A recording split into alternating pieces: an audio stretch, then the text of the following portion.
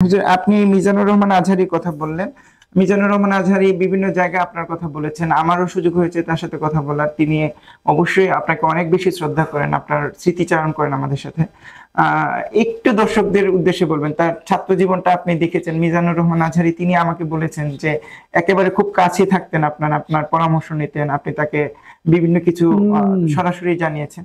একটু যদি বলেন যে মিজানুর রহমান আজহারিও, আমি আজকে জগন্নাথ বিশ্ববিদ্যালয়ের 3জন প্রফেসর আসছিলেন আমার কাছে একটা বিষয়, সেখানে মিজানুর রহমান আজহারির প্রশ্ন আসছে। সেখানে আমি যে কথাটা বলছি তোমাকে সেই কথাটা বলি যে ছাত্র জীবন থেকে আখলাকি, মেধাবী এবং বিনয়ী। আগে যে কথাটা বলছি আমি, যে শিক্ষার্থীর কোন শিক্ষার্থীকে পছন্দ করি, এখানে দীর্ঘদিন যে ছিল সেই 7ম শ্রেণী থেকে ফাজেল পর্যন্ত মিজানের মধ্যে 3টা জিনিসই ছিল। সে আখলাকি ছিল, কোনো আখলাকি ত্রুটি তাকে আমি দেখি নাই। তো আমি কেন, কোনো শিক্ষককে বলতে পারবে না যে সে মাদ্রাসার নিয়মকানুনের বিরোধী বা শিক্ষকরা অপছন্দ করে বা নৈতিক দৃষ্টিতে অপছন্দনীয়। সে আখলাকি ছিল, সে মেধাবী ছিল, সে বিনয়ী ছিল।